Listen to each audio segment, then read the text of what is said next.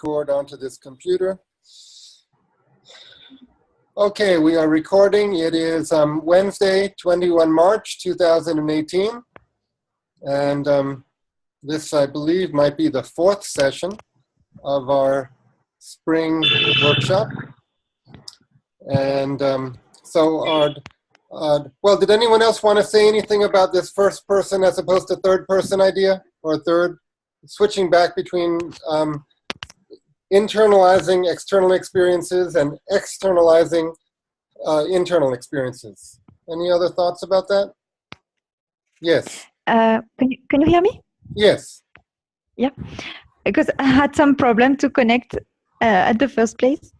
I tried to do that exercise that I read in the documents to try to tell something that happened recently in the first, then in the third person.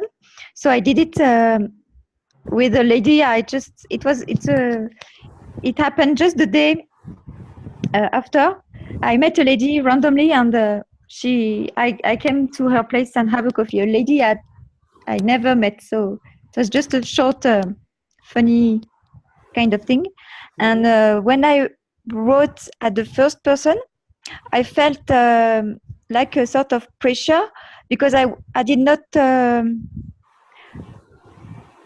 want to forget any details. So I wanted to describe her home. How was it real but it was like the reader can picture, can figure. And in the third person, I felt very more free to I don't know, to tell with my words. I felt very really more free. It's hard to say. Yes. And I really felt like really you take a step back to have distance. So yeah. Good. So you had a similar experience. That for you also it was liberating to be able to pretend that it happened to an external character. So this is I was. Go ahead. No, just one last thing. I was free to express some impressions and then go back to the details in the reality. Because in the first person, I was stuck to what happened really, only the facts. So it was a nice experience. Good. Can I say something, Eric? Yes, of course. Yeah. So for me, I think it's all about how vulnerable a person can get when he or she shares his or her own personal experience. So as long as you are feeling comfortable and are ready to be vulnerable to a certain extent, I think it'll be easy for you to just do it in first person. So it comes with, you start to feel it's okay to be vulnerable. It takes some time. That's what I have seen. So possibly I see that is why I'm glad that Smita said she was able to do it very well in third person, because the emotional state of mind was under her control. Otherwise, which she was feeling very emotional. So, but over the time, I think when I started telling stories also, it was like that. But now I can tell any experience of mine in the first person without any hindrance. And I feel that again, at that point of time, you would get an idea of how much vulnerable you would want to be with the person you are telling. That comes with practice. So possibly that's a greater first step for Smita and Crystal to just get to that level. So I was just reminded of how I was a few years back. So I think that is what it means all about, how much you're willing to be vulnerable when you're sharing your things with the other person. Okay, that's one possible way to look at it. Yeah. Can I add something maybe? Yes, of course. It's kind of a question maybe to all, or also I have a little bit, not a different understanding, but perhaps a different use when we use a third person form within a therapy, environment. I have the feeling that when the relationship between therapist and client gets to a very specific level, maybe then we can use a first person form to give an example of something. But it is also the danger maybe to get too personal, whilst in a therapy, a usual therapy session, I think the third person will be more will be better, because then we kind of tap into a collective use, and then the example would be out of a collectivity knowledge, let's say, or wisdom, and not just of one's own experience. So I think this really depends where we apply the storytelling, if it's within a therapy thing, or if it's let's say for a workshop or for a creative purpose. I think that's also the very big difference if we use storytelling. Well, if the client and therapist agree to do some experimenting with telling personal experience in third person, then they are doing it, with the consciousness that the client is playing, experimenting, projecting, so that there may be a value to that sort of playing. But I agree that when we do project it onto an outside character, we are bringing it into a more public, imaginary situation, because it didn't just happen to me, it happened to, this character. And maybe it's an attempt to say that the experience is a general experience that could happen to other people, not just me. And it's an interesting question. When would it give a client satisfaction to attempt to communicate that this is a general experience? Sid, what did you want to say? I was trying to understand what Biljana said was, which connected with me, was from where do you use the third person, in what form, whether it's therapy or creative space, and that's where I was thinking about. I remember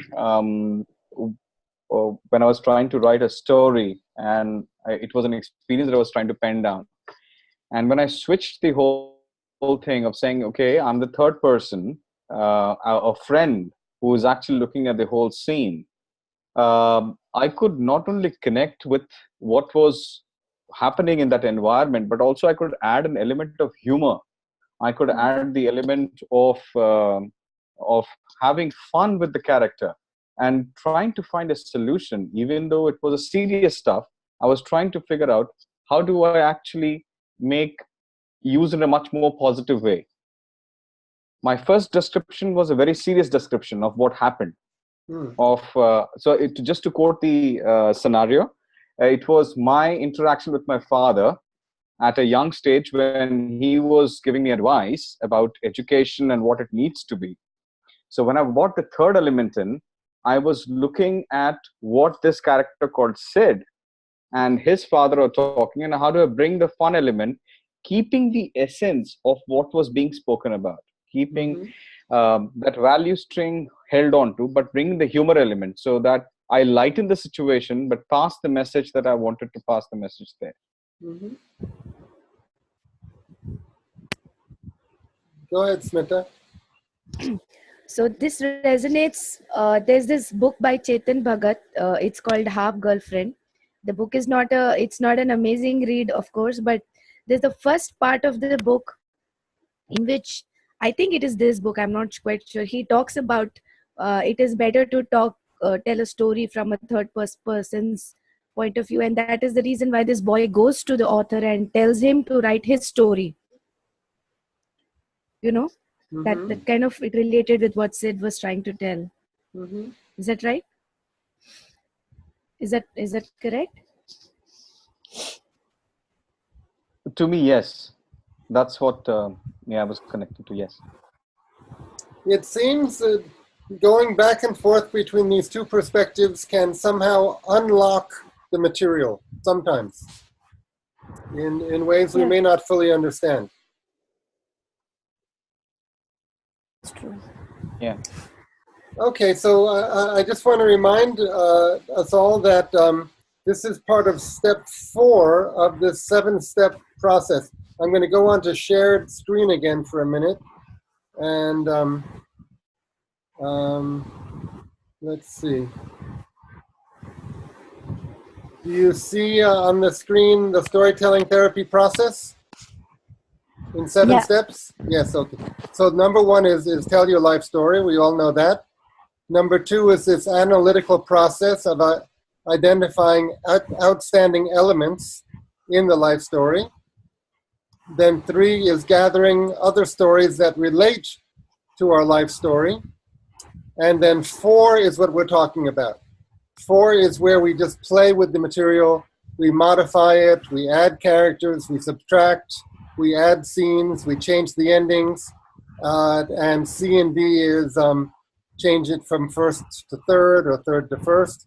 Why do we do all this? Well, just for fun or to give a sense of satisfaction, to see things from different points of view, and to explore the way characters could, should, or might behave. So it's just a general play opportunity for play and imagination.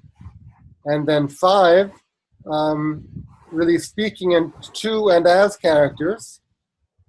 And 6, really seeing if metaphors are emerging. And then 7, finally, using these metaphors to weave an inspirational or empowering or healing story for oneself or for the client. Any comments, questions about these 7 steps? Okay, I'm going to go back to a regular screen. Okay, so shall we go into some life stories? Oh no, we were going to discuss the fairy tale articles a little bit first. Let's begin with that a bit. Does anyone off the top of your head have something to say about any of those fairy tale articles?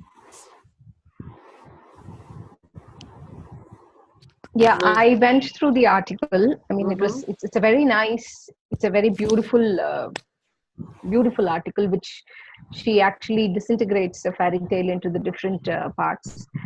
And I saw myself connecting to each step when I read through the fairy tale, and it completely also falls in place with, I think, any person, not the hero or the heroine's journey, but yes, it falls in place with any person. See, the only thing, the most, there were 2 things that just came out very beautifully to me. One was where the heroine is in disguise. That is, she's not, she's either not her true self. So I think metaphorically it connects very deeply with any person. So there are stages in a person's life where one is, does not even understand who or he or she is, or wants to know what he or she is. So the true self is still not relieved to that person. And the second one, which I thought was very powerful, was the last step where she goes on to say the villains are punished in the end. So there is a small line which she adds at the end, saying that most often we punish ourselves for various things, like the villain emotions, certain emotions which we feel that are not, or certain characteristics of ourselves which we feel are not good, and we are too harsh on ourselves sometimes. So I thought that was also coming as a very strong point across to me. And it's beautifully written, wonderfully done. Yes. So I was able to relate to every single point, every single stage of what the author had actually mentioned. This is the article Into the Dark Forest. That's right. The fairy tale heroine, and she's writing this specifically to counter the popular idea that many of the famous Western fairy tales have a passive heroine. She's saying that No, the heroine is often not passive. She goes through these 7 steps, which often involve leaving home and entering some sort of new and confusing situation, which can be symbolized as a dark forest, and finding a temporary home. And then this episode of going into disguise, I guess that's the time of transition, where, as you say, she's she has not reached her new identity yet, her new position, but she's left her old position behind. So she's sort of in between things, and may not even be sure herself who she is. And this may be represented by her identity not being clear. Again, visually, symbolically, she may not be clear visually to other people. Okay.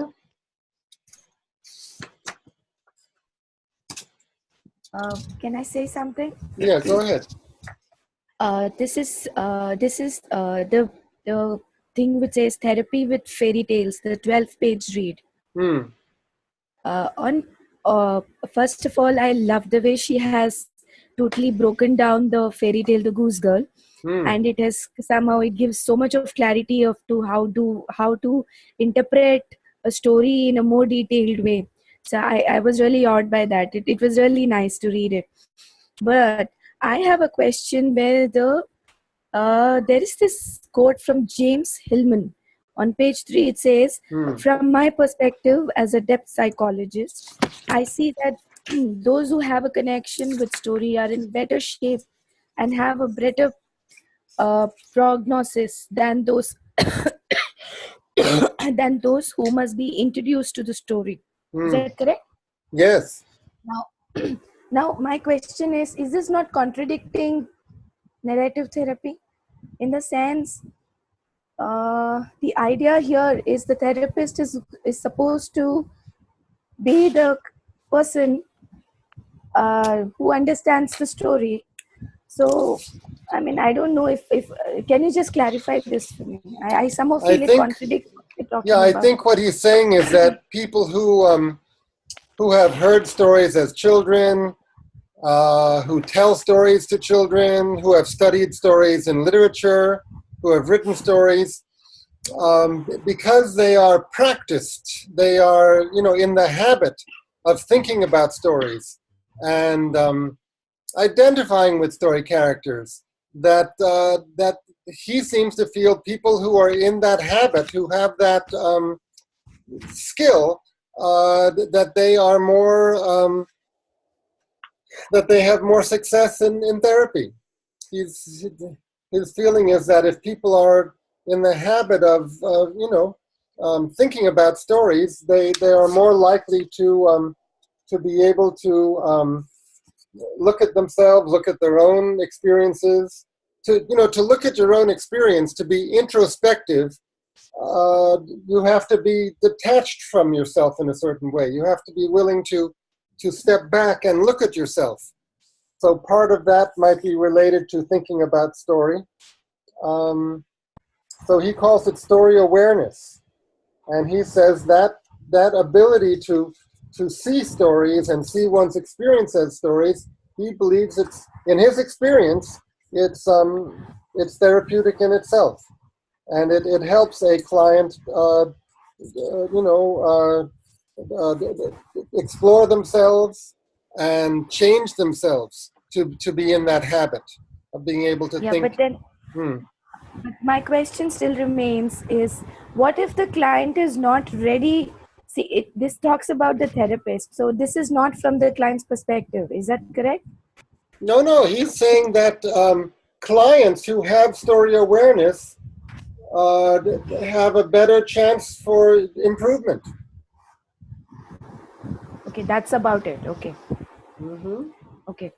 They have a better prognosis. That means they are likely to have a better outcome. What about the ones who don't want to come out with a story, don't want to tell it in the form of a story? He's saying that people who don't have who have not had the experience, who have not had the exposure, that it's that those people are not as psychologically flexible or psychologically mature or something, and that they are not as nimble, they are not as quick, they are not as flexible as people who have been thinking about stories. But can I add something? Yes. Also, it's not about comparing best or less best people, but just that some feel more at ease with the therapy. I don't know, with the dance or with the colors or with the any kind of therapy. Maybe people just don't like the narratives. And then as a therapist, we have to guide them to other colleagues. Sure. Yeah, I agree with Christelle. For example, the storytelling makes part of the so-called expressive arts and so on therapy, which has all the modalities together. So I feel that generally, if you have a person now, when I work with people with addiction, they don't want to be so much in the mind. So I'm not using so much poetry therapy, or I wouldn't use so much therapy with them. I would use more movement or something which gets them into the body. So of course, I think it really depends what clients you have and what they need, of course. And I also think that if a person generally uses a story, or it's part of yourself as a therapist, I'm saying as the vibration that you have in you, then the clients that can resonate more or less with you will always be ready to hear a story. It really depends where you apply yourself, I think. You know, what he might be saying, or what I might say, is that what we're really talking about here is the ability to play. I think people who have the ability to play,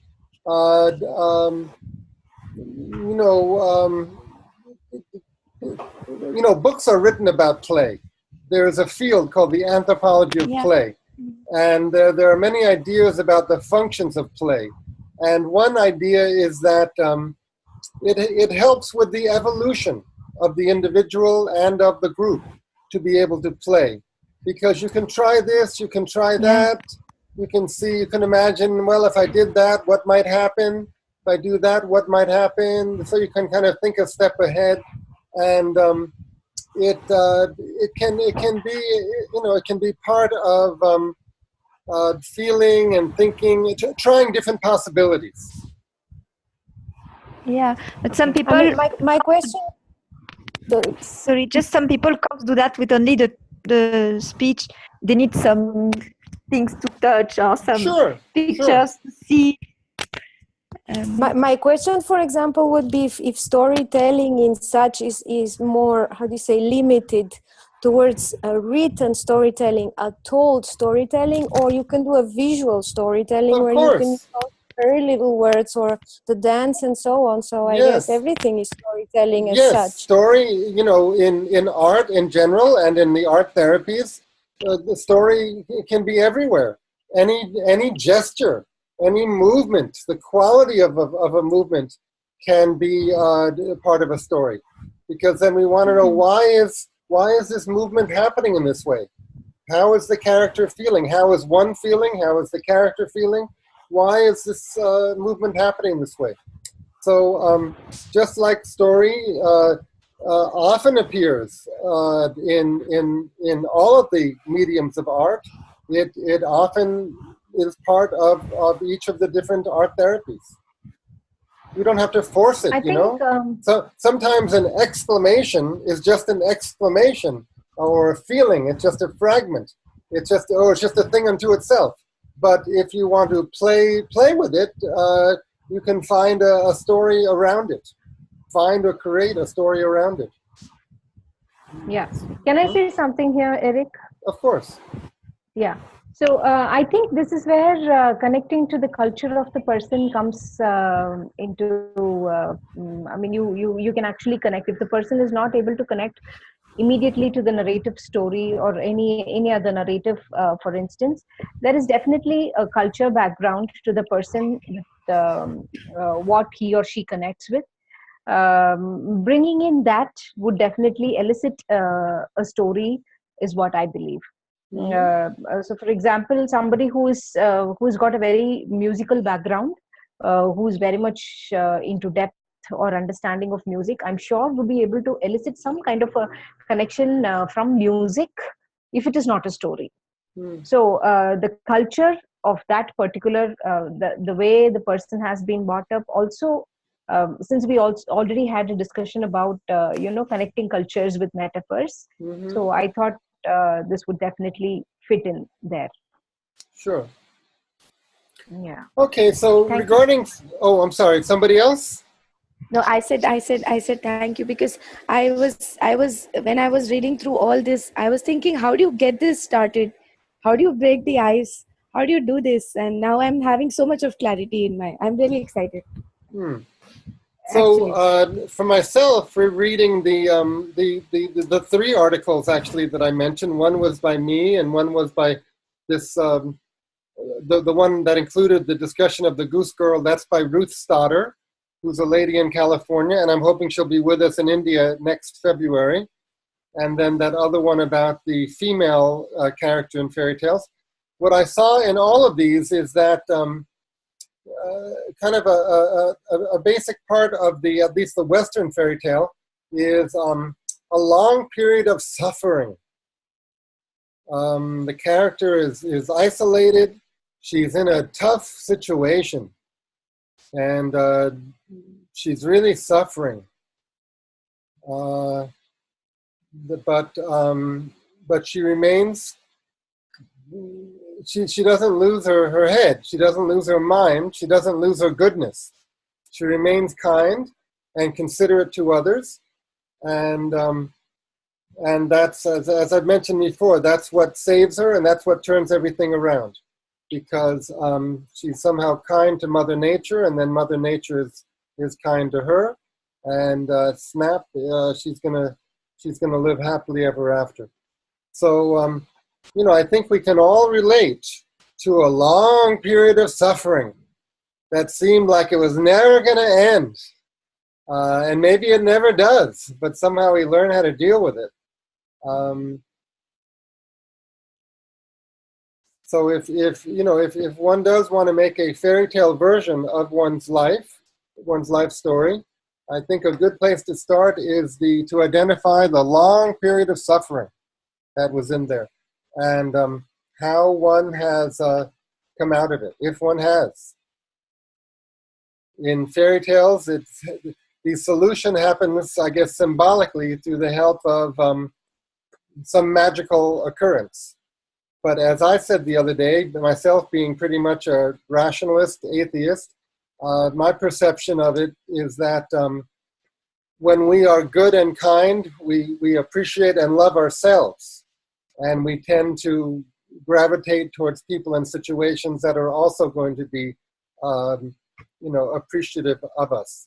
So it's purely a function of our own self-acceptance and self-appreciation that something magical happens in a positive way after a long period of suffering. Okay, live stories. Vikas is not here. Smita, do you want to begin or do you want me to? I'm okay with either. Well, go ahead. Okay. Okay, okay.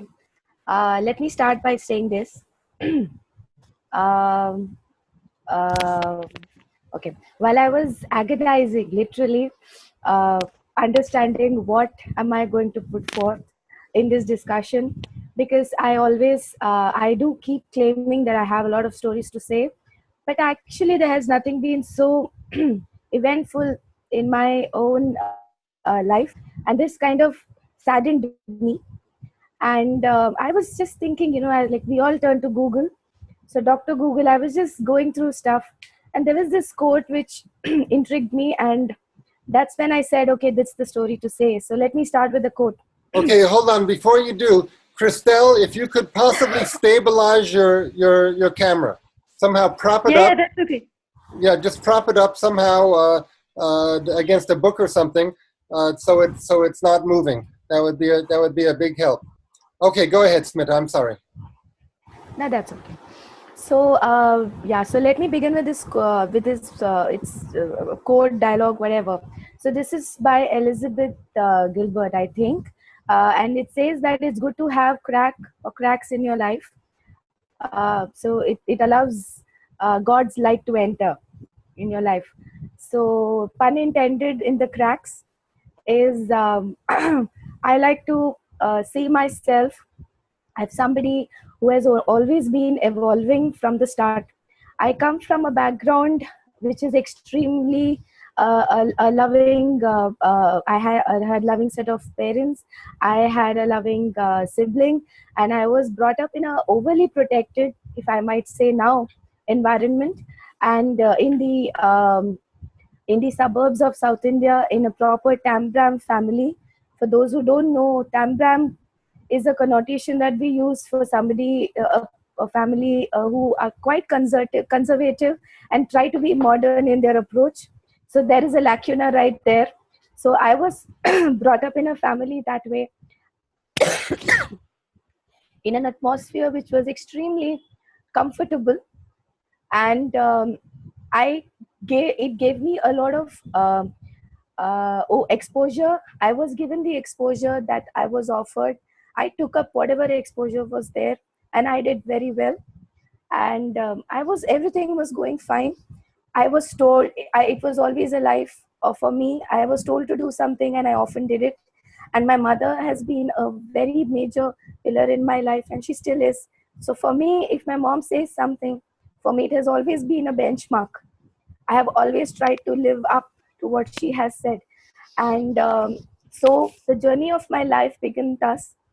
And I got married at a very young age, at 21, which was again an arranged, it might be a very different thing, but it was arranged. And I came into this new set of life. I was taken away from the South conservative atmosphere, and I was there in the northern part of India, which is supposed to be cosmopolitan.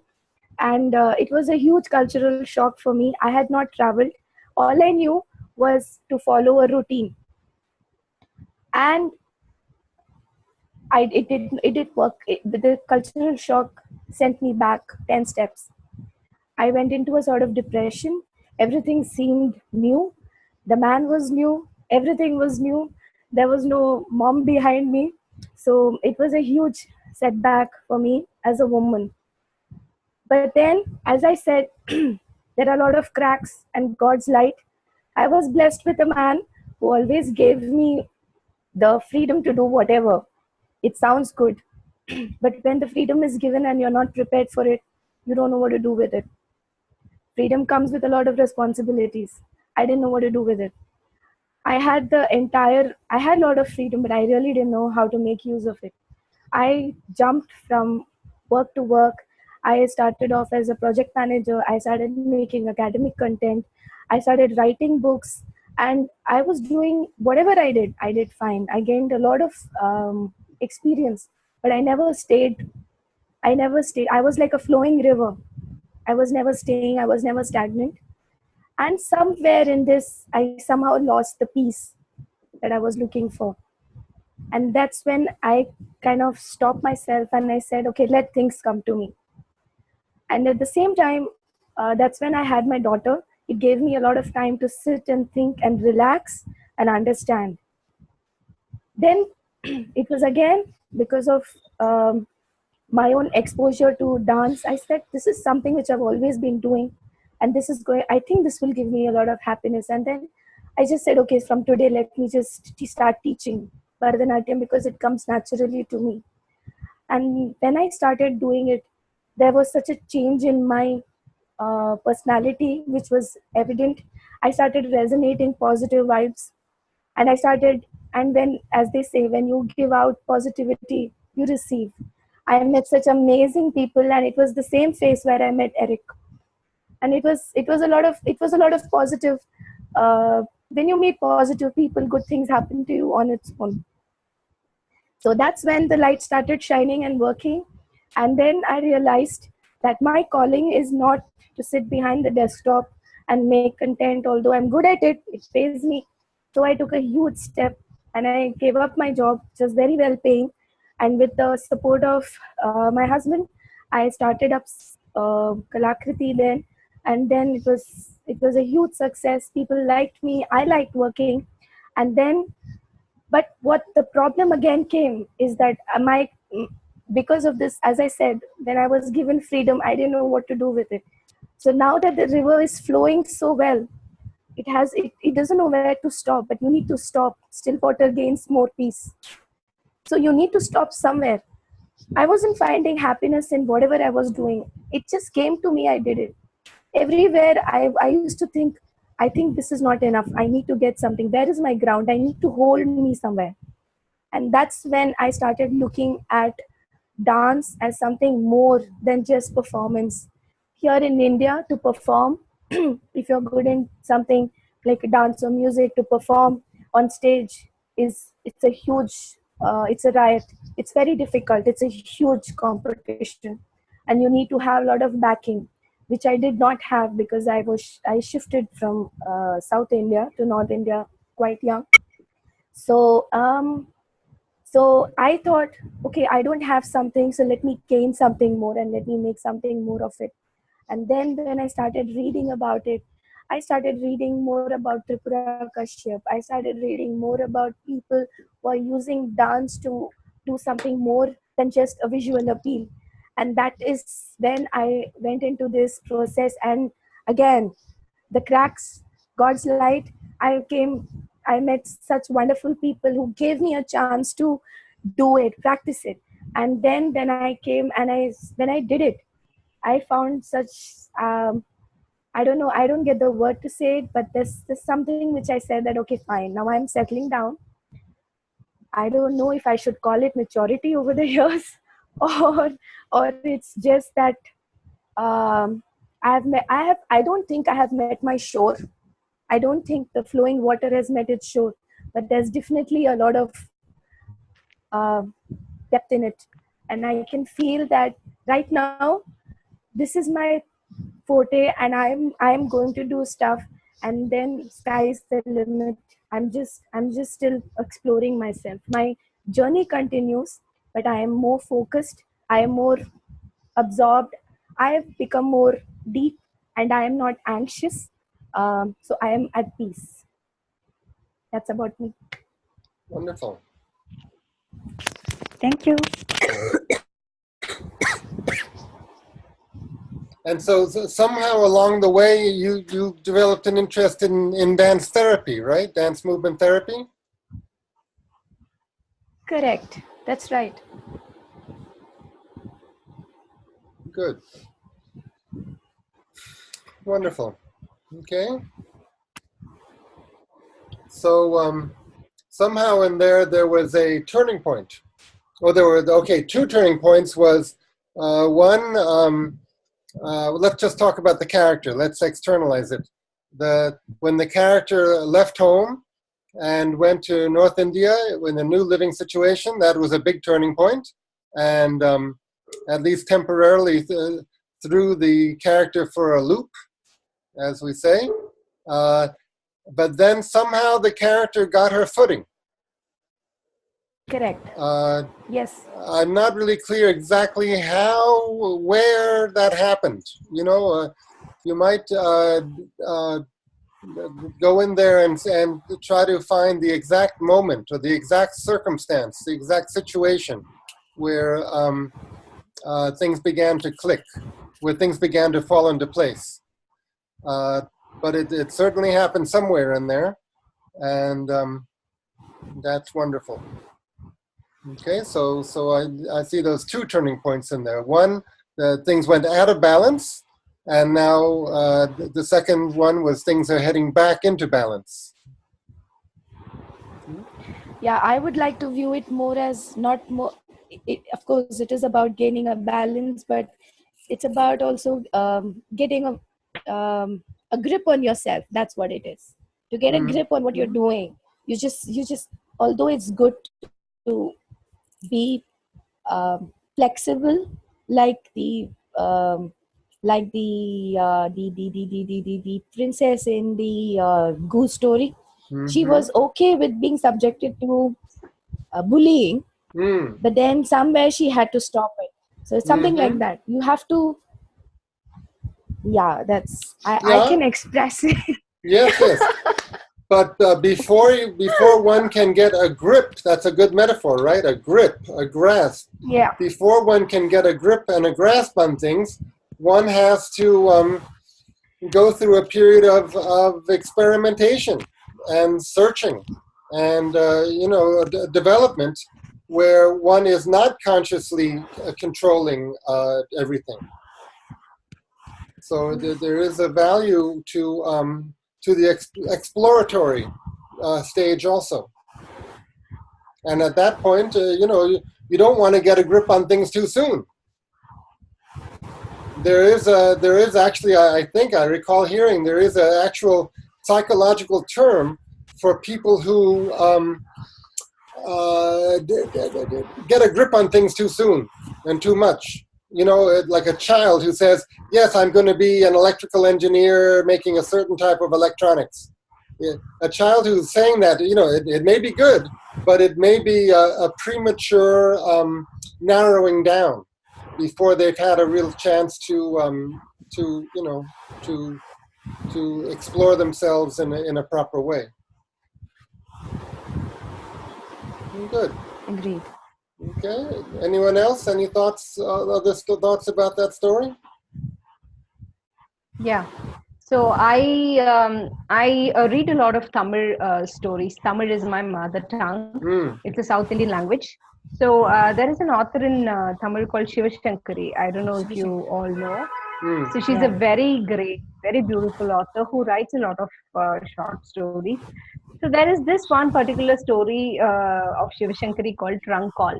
It talks about a girl from South India who gets and goes on to Bihar. What she misses what she misses from South India, I mean, as simple as, taking a oil bath every Friday, which is a ritual itself in her hometown. So I connected to that story when Smita was talking about herself. So I'm also a Tambram South Indian. I could completely relate to whatever she said. So very conservative family with modern thoughts, and there's a big clash there. So I was completely able to relate to what she said, and especially the South India, North India part. I remembered the Shiva Shankari story. Try to read if you get a chance to, and but it does not go on to say how the lady or the girl found a calling to what she wanted to do. But yeah, it was pretty interesting. Thanks for sharing that. Thank you, Lavanya. Yeah. The theme of being taken from one's home before one is ready is a very popular theme, especially the theme of a young girl who's separated from her mother before the girl feels ready. You didn't mention anything like that, Smita, but I did, Eric. Oh, I did. okay. I said I got a sudden bout of freedom, and I didn't have a backing. I said that. No, but you didn't mention your mother in particular. But what I'm saying is that I've heard stories, and I've heard people's life stories, and I've heard a number of women say that it was a difficult thing in my life that I was taken away from my home, and especially away from my mother before I was ready.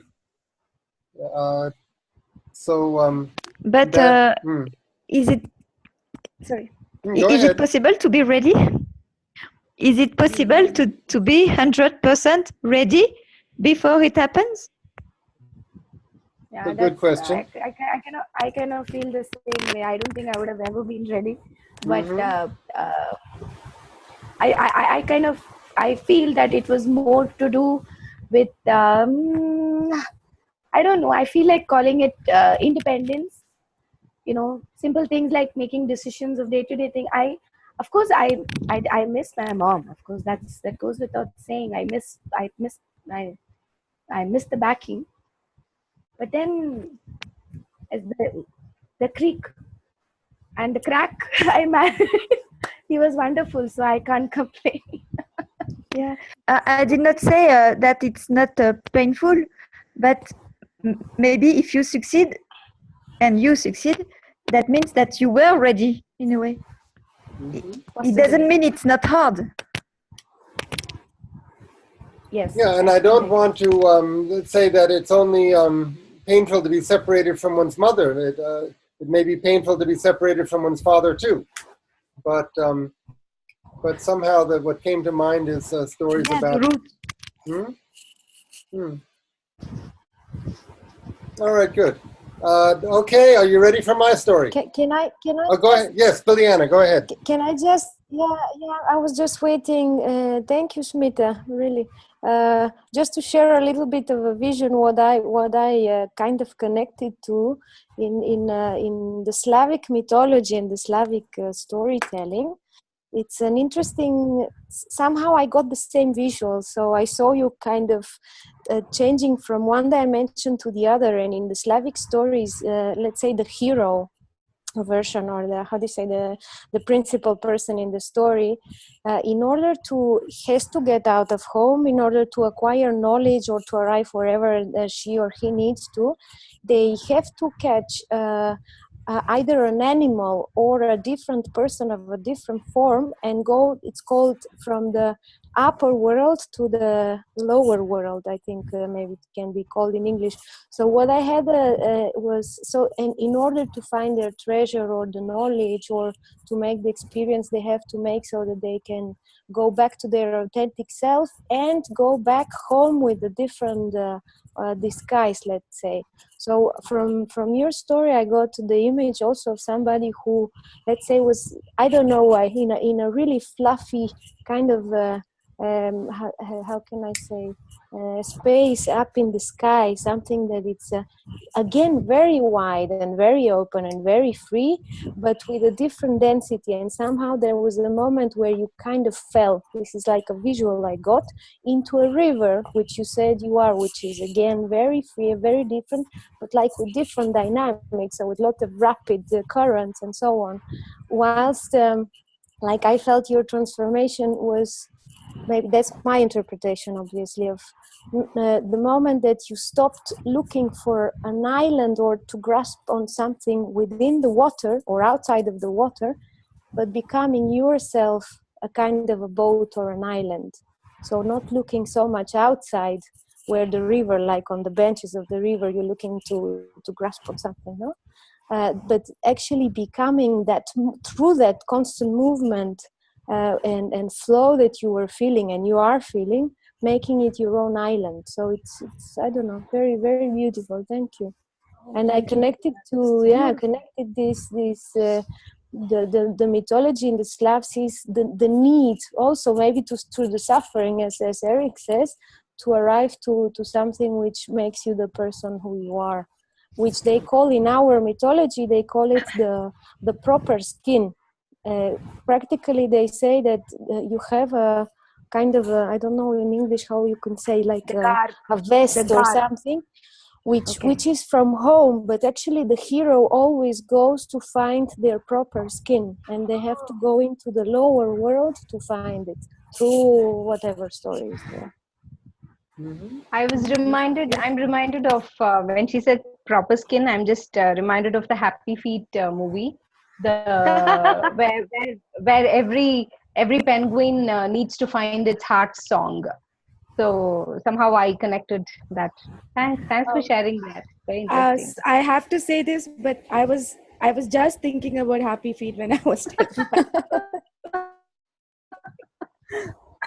very nice. Good. What you just Thank did, you, thank you. Biliana, was a good example of hearing a metaphor of the river, and then suggesting or offering some additional images in relation to the metaphor that someone else had established. The first metaphor was the river, and the sense that that river was at some point a little bit untamed, Turbulent. or it was flowing so much, and it was not in a calm state. It was in a very flowing state. So then, okay, so then you asked, should there be an island, or you mentioned there might be a boat, or, you know, you can offer these different images of, I guess, an island or a boat, or sort of images of stability to sort of soften the wildness of a wildly flowing river. And then the person whose story it is can say, okay, I'd like an island, or okay, I'd like a boat, or she might say, no, there can't be a boat. If there was a boat, it would be knocked over immediately. So so we can offer, you know, additional images, and then it's up to the original person to decide if those additional images really should be incorporated. Great. Okay. Okay, well, I'm going to tell you my story in third person. He did such and such, because I've told my story in first person so many times. I know it pretty well. So I'm going to try something a little different. There was a child who was born in New York City in 1957. And the year he was born, his mother became editor of a national magazine about dance. Dance Magazine, it was called. And in those days, it was the only and the primary national publication about dance, all different types of dance. So his mother was a prominent professional person. In her youth, she had been a dancer herself, in the style of modern dance, like Martha Graham.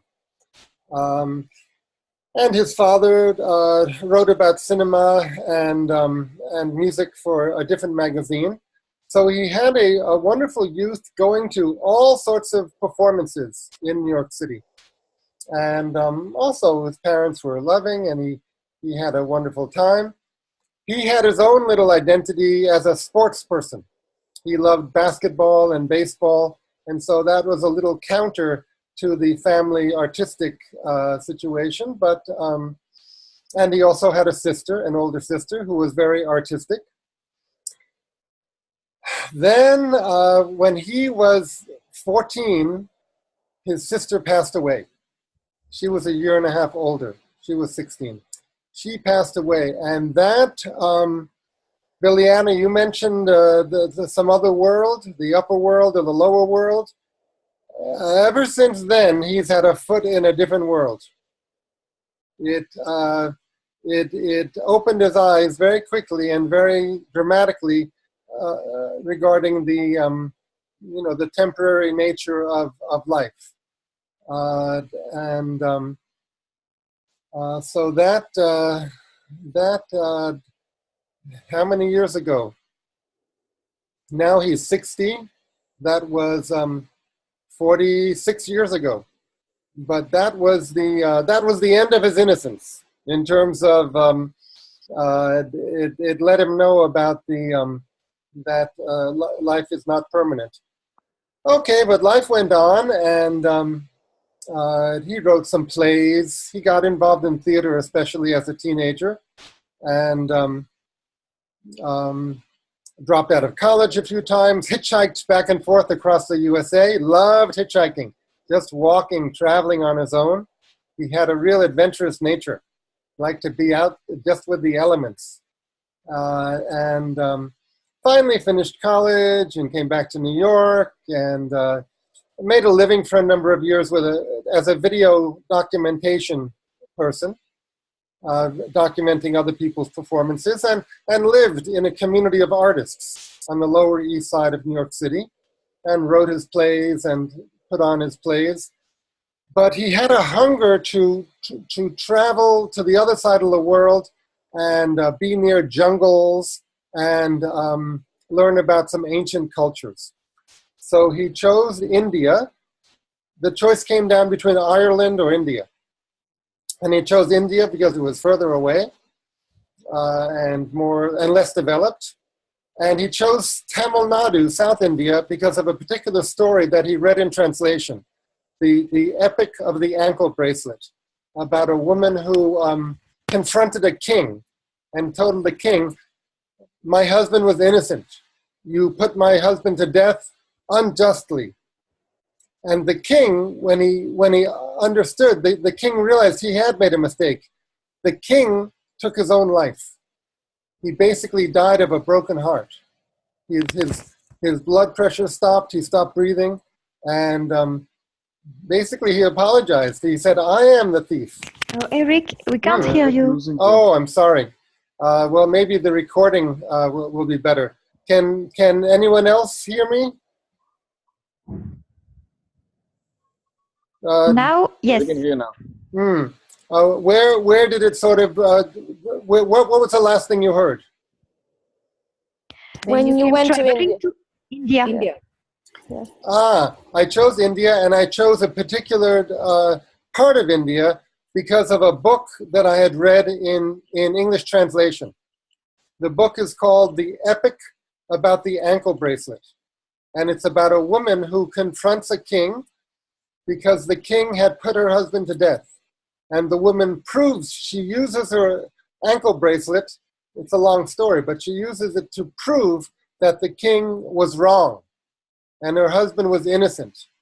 Whereupon the king punished himself and basically ended his own life. He died of a broken heart because he had misapplied the death penalty to the woman's husband. But then she continued on. She went to the Western Mountains and started a new tribe in the jungle with some tribal people and also some people who walked with her from the city.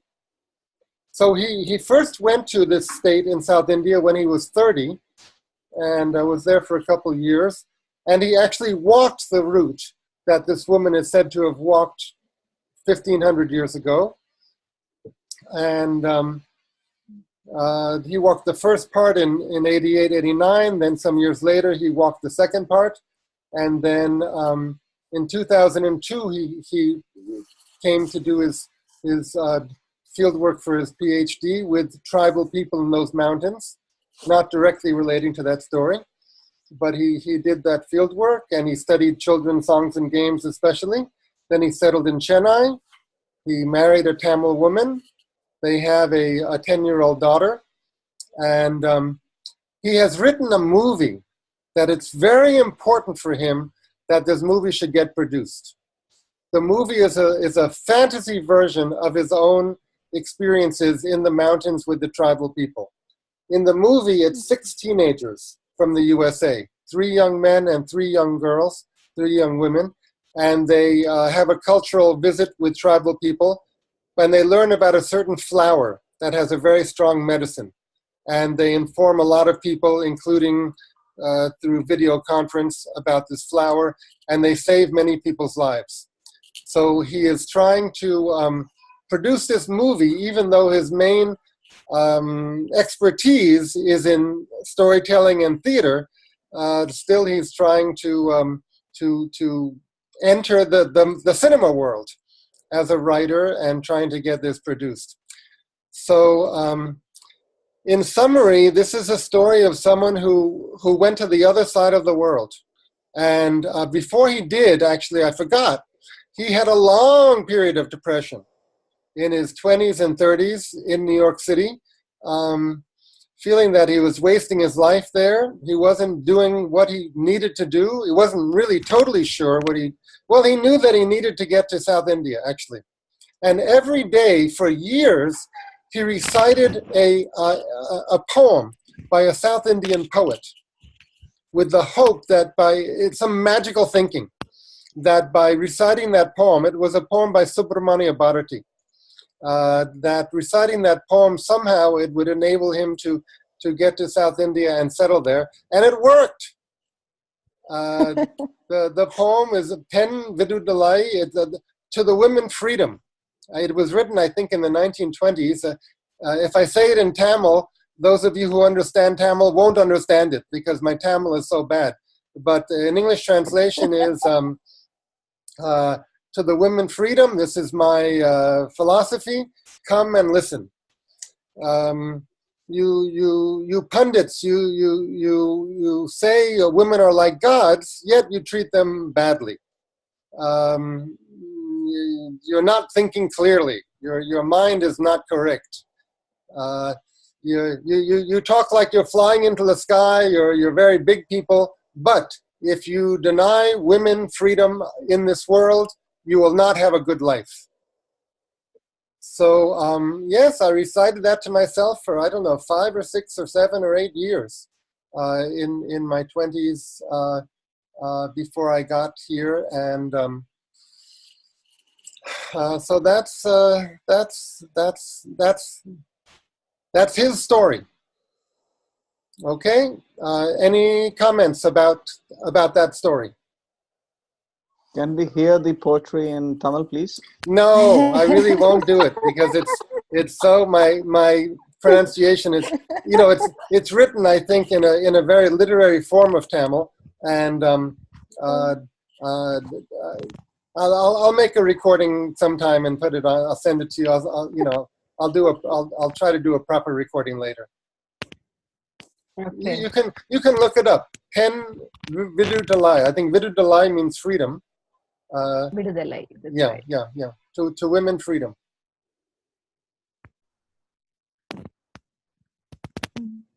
I find this story very beautiful and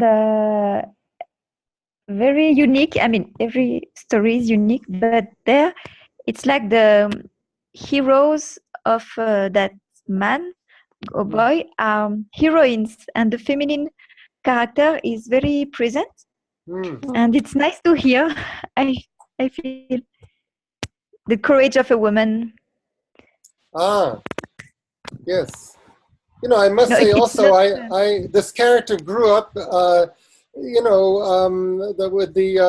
the coming of feminism. He had the women's movement on his mind because he had such a powerful professional mother and loving mother, and a strong sister. But anyway, he read a lot of feminist literature, including a book called When God Was a Woman by Merlin Stone, which was one of many books that told the story that the matriarchy had been overthrown by the patriarchy, both on mythological and social levels, and we have to do something about it. So that character has come to South India as a scholar, but also just as a human being, searching for traces of the matriarchy and the goddess to help join forces with those elements and help transform the patriarchy. That's part of his life story in his fantasy. His wife will tell you this is all a silly story, and he's just as self-centered and all as any man. But nonetheless, in his mind, he is fighting against the patriarchy. Okay. Very nice. Everybody is self-centered. How can we be something else? Okay, I have something to say. But we can. Yeah, please. No. It's okay. Please continue. No. I just meant that everybody is self-centered. We can just widen the circle, but we are still. Well, men are self-centered in a different way, perhaps we can say. Yeah, but everybody in his own way or her own way. It's just Yes. that we can enlarge the circle of selfishness and include also everybody. Oh, Thank you. Oh, That's very one, two, kind of three, you. four. Yes. What I would want to say are two things. Number one, I enjoyed the way how you presented it in such a humorous and in a way, maybe that's because you have told, as you said, you have said it a lot of times. But there's I didn't relate to any. I knew that even if there was a bout of sadness, there's definitely you're coming to something good. I don't know why I felt that. There was a positive vibe through the story because because it was the way you said it. Mm. That's Thank number you. one. Mm-hmm. And number two, I'm trying to relate what you said with what the fairy tale note talking about the masculine and the feminine energy. Mm. And somewhere I kind of felt that you are in search of that kind of a balance. Mm-hmm. I don't, or maybe seeker, a seeker. I'm not getting the word. Mm-hmm. A seeker of sorts, Mm. to balance the in the world, something like that. Well, my storytelling teacher, Laura, I left Laura out of the story. She's the one who really trained me in storytelling.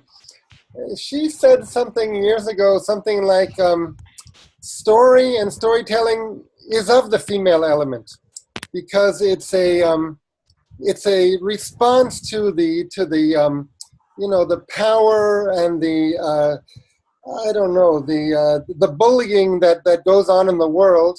Stories and storytelling is like somehow is the female element that tries to compensate for or respond to the brute power, an abusive power that goes on in the world.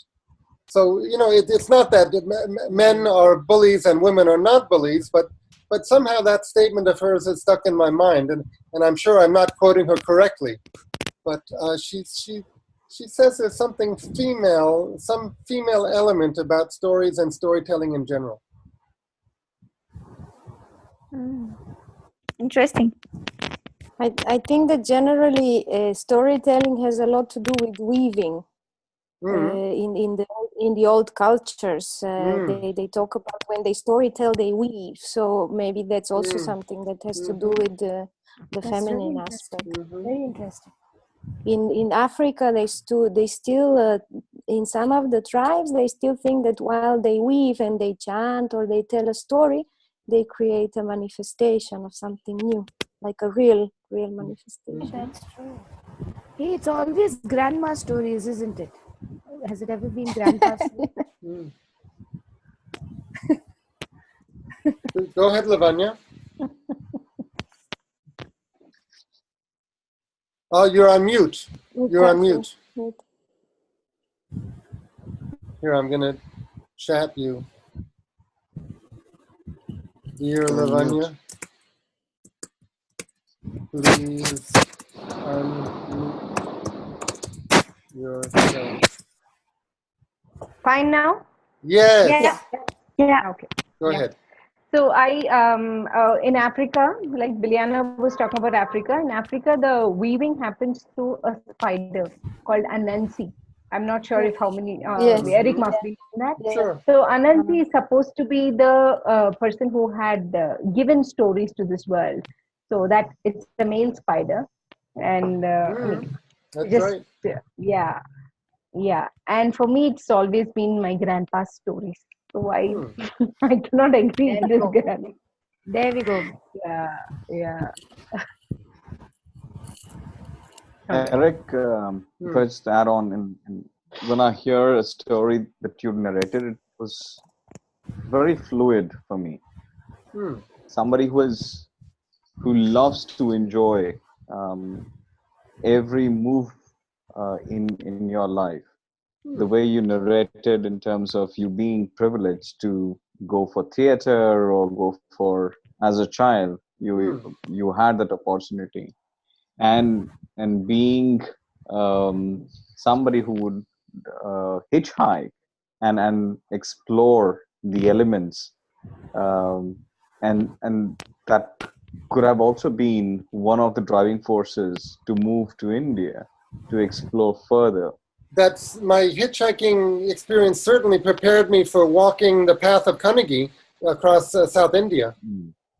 Yeah, and you enjoyed that moment. You enjoyed the moment of the tribe. So it was for me. It was a beautiful, positive narration of how you look at your life, in spite of the loss which you had in the early stage of your life. You took it as a turning point, a point of maturity in your thinking, and the way in which you have transversed your life so far, so beautifully, that you are, and you're still exploring, and the way you spoke about the feminism side, not being stereotypical, but being a masculine, looking at the feminist side. It was for me the imagery of Ardhanareshwar, that we call it as, the half man and a half woman, and finding that balance. That was so beautifully portrayed, and the struggle to see that there is an equitable norm in that, and to see that yes, the feminist side is equal, and gets its own position in your sphere of life, and the way you influence that sphere. It's a beautiful narration that you put across. Thank you very much.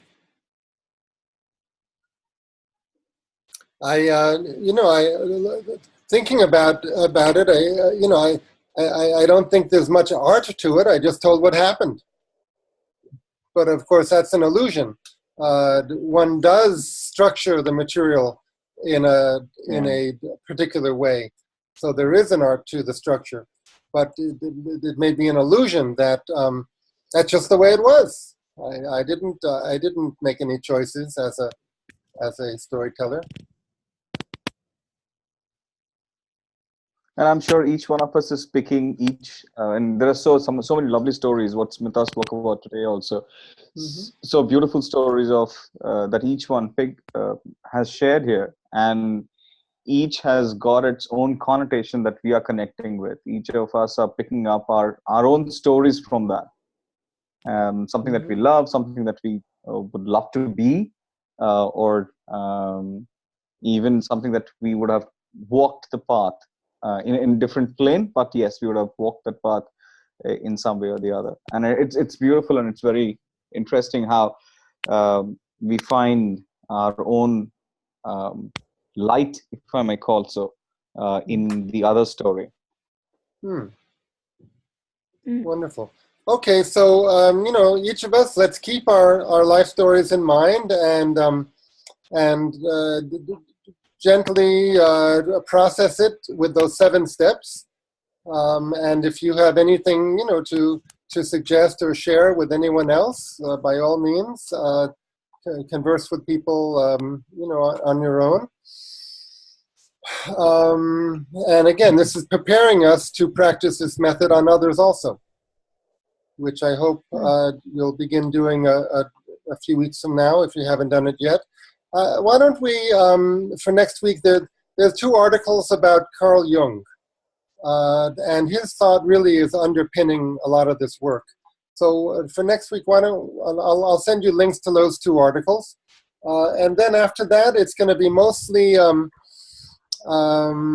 thinking about using the voice in different ways and the body in different ways. So there'll be writings about that, and next week especially, I'll present a couple of case studies of I think I've already mentioned one of them, about the rabbit, the woman who used a rabbit as a symbol for her resurgence, her revival. But I'll present that and another case study of ways people have made their own healing stories. Okay, so shall we stop now? Is there anything else anyone would like to say before we stop recording? No, Eric, there was this in the 7-page fairy tale therapy process, I think. It was a 7-page PDF. This 3 storytelling therapy activities, it was really interesting. If we can practice one of it and I don't know, maybe over the week. I want to do it. I read about it and I want to. Yeah, well, the feel real like one to doing it. practice is to speak to and as characters in your life story and in your favorite stories. And So can we do that? working with characters at different ages. For example, what would your 7-year-old self say to your Yeah. present-day self? Or what would your 7-year-old self say to your 75-year-old self? Or what would your 7-year-old self say to Cinderella? Or, Cinderella as a 7-year-old, Cinderella as a 21-year-old. So you can take characters both from your life and these stories at different ages and imagine what they would say to each other. So that's the part of this work, when it's done well, that really brings up things from the unconscious and brings up feelings. And I would really recommend that part of it. If you can find someone to do that kind of play and work with, see who wants to talk to who amongst all these characters. Who has something to say, and who do they want to say it to? Eric, excuse me, just one word. I did not hear what you told before. You said now we have started since a few weeks, so everybody should have begun to. We're beginning to think about who we might practice this method on. Whether we call it storytelling therapy or storytelling for development, we need to find a volunteer who will that's be. The thing you. Okay, I said that, and also coming up, I hope each person in the group will make a presentation to the group about some aspect of therapy, psychology, the arts, something related to all this. Yes, Billiana. I just wanted to understand a little bit more about this presentation. You wanted somebody also share something written that everybody can have as a source, as a written source? It can be written, but it's primarily, we're talking about a 5 to 10 minute presentation. Okay. If you want to give a handout, welcome to give a handout. Okay. About anything, something that we like about art, or we practice something. Yes, something that you have special, knowledge about, that you've been thinking about for a long time. Okay, for 10 minutes, right? Yes. Okay, thank you. Every course, every college course, at least every seminar, involves student presentations. Must be. Eric, what I was asking is, can you do this talking to 75 and 7-year-old? Can we do it not to next session, but somewhere in the session, just maybe 1 or 2? Yes, we can certainly do it. It sounds so interesting, and I want to be able to understand it better. Yes, maybe send an email to me or to the group suggesting who might, for yourself, who might like to speak to who, and we'll assign someone to play a certain part, and we'll just play it out. This is a bit like family constellation in storytelling. Family constellation, it's like psychodrama, but let's just call it role-playing. We're not formally trained in psychodrama, or maybe Billiana, you're trained in family constellation, but let's not call it anything fancy. Let's just call it role-playing. Of course. So whoever you'd like, whatever scenes you'd like to see and experience, tell us the scene, and then we'll decide on the spot who's going to play what character.